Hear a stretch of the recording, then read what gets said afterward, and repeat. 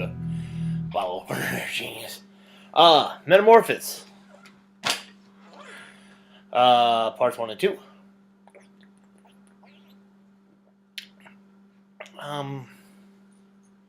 It was a good episode. I don't know what else to say. I mean, there's nothing really.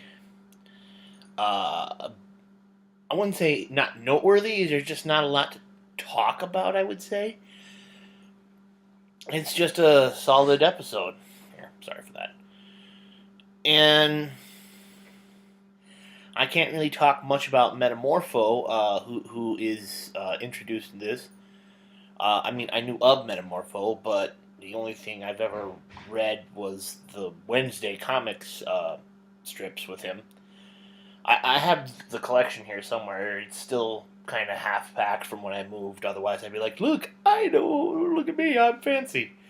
But just assume that I actually do have the nice collection, the big, huge Wednesday comics thing, and that I did read Metamorpho, and it was one of the higher points of the Wednesday comics experience.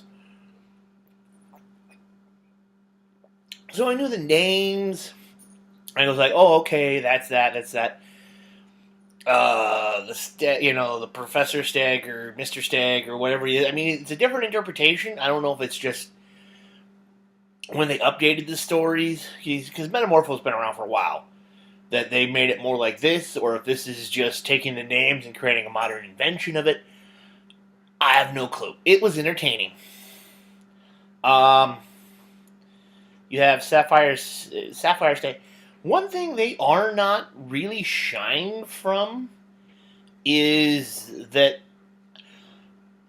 I mean, I'm not the kind of guy who's like, ooh, animation is sexy, but they kind of throw in a little va-va-voom. I mean, it was there in the Batman stuff, but to a lesser, but they're like, no, these women are sexy, and, well, men hit on them. Like in the last episode, I didn't really get to this because I was still on the Martian Manhunter, Jack Kirby, and Etrigan thing. They had Wonder Woman going to essentially the Hugh Hefner Playboy analog mansion with the Flash, which was such great pairing because of how kind of a dense woman hound they've made the Flash. And that whole section was just great fun. And here you have her, Sapphire Stagg, kind of like this playful, bunny kind of character. But she does care about Rex. She does have that thing. She does have her deeper core, and as loving and as flirty as she might be, she comes back to him. And I like that they didn't, they didn't make her, kind of treacherous, or, this makes her prove that she really loves him. Or that she's really just, because he's cool and, she's off-put now. No. She's flirty, but she stands by her man. That's cool. That's I know women like that. And I always hate when they have to pigeonhole women into nice, comfy boxes. This is what, though, and you see that a lot, especially in the stuff for, actually, just all literature and all media. They want to just make sure everything's safe, and they don't ever want to have a character that can be more than one thing at one time, and especially with women. They always want them to just be one thing, and that's what they are. And that's sad. And I'm glad this show is not doing that. It's embracing different levels and different things at different times.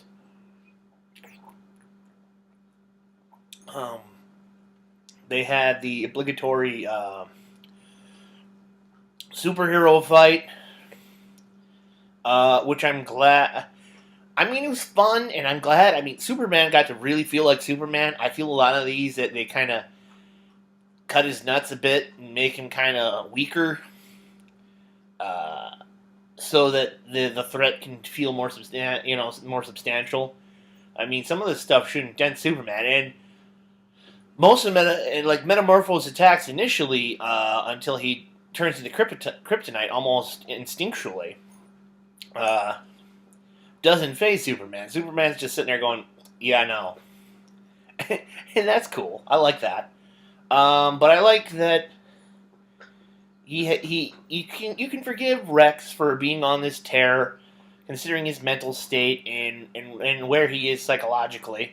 I mean, just that the level of just physical transformation can be someone losing a limb or disfigurement can be very traumatic on a person. But this is on a whole nother level with him. So you can kind of forgive him for not being on the ball to begin with, and it takes when he goes and confronts Sapphire, and she's like, quit being a dipshit. Of course, I still love you, and that kind of clears his head, and he's like, "Hubbadoy, let me take 2 seconds, and oh yeah, this is kind of obvious what the hell happened." So I like that. I like that I don't care that they had the fight. It really didn't. It's okay that it's there, but I really don't like the misunderstanding fight is such a cliche in superhero media that sometimes I can get by, but other times I'm just like, do we really have to do this? Couldn't this be something else or more of a shouting match? I mean, he thinks Green Lantern's the one who set him up. Like I said, no matter how insane that seems once you bother to think 2 seconds about it, given where he is mentally, you kind of go, okay, we can see that. I'll give you that. And one good thing is they did. I was wondering if they were going to do this. Put in that John Stewart was a Marine. I've been talking in a couple of these about how they hadn't talked about his military service, but I knew he had it, and I'm glad they put that in there. That I'm sure this isn't in the comics, and him and Rex were both in the Marines at the same time. I'm sure that's just a convention for the story, but it's good that we get to see that side of John the soldier. The only other thing is, I guess, like I said, it's just a good episode. I don't think it has anything, deeper. I mean, it's a road not taken in choices.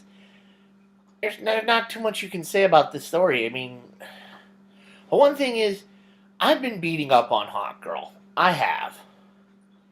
And she's still not my favorite character, but I think I'm going to have to start giving it, at least in the context of this show, giving a shit about her.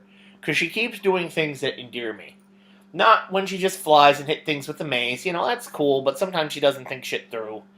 She's just hitting shit to hit shit. But when she interacts with John and she shows a more nurturing, caring, more, she can be this warrior and still be this incredibly supportive person to John Stewart.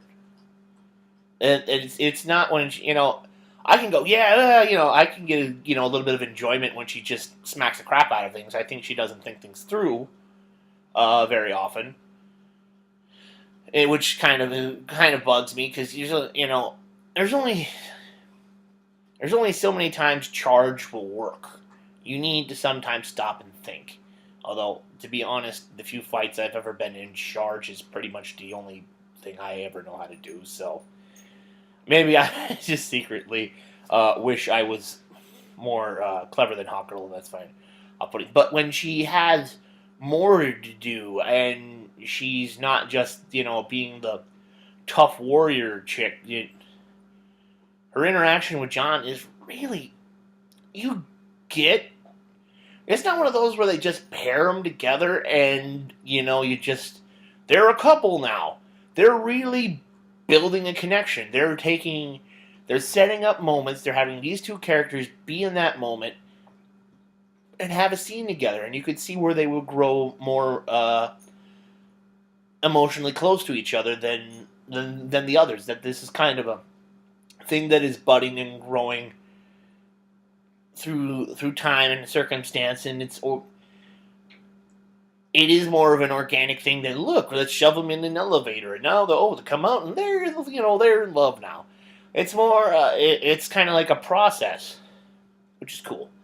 But yeah, it's a good episode. What can Metamorphosis cool? I always thought his costume was Or as you, I always wondered why he gets the thing and he has the costume on. I don't understand why someone would pick something like the sixth Doctor level garish, especially when you apparently can change how you look and do different things. Hell if I know, but it's good. Gets seal of approval. No major problems with it. One more story to go, and season 1 is done. See you then.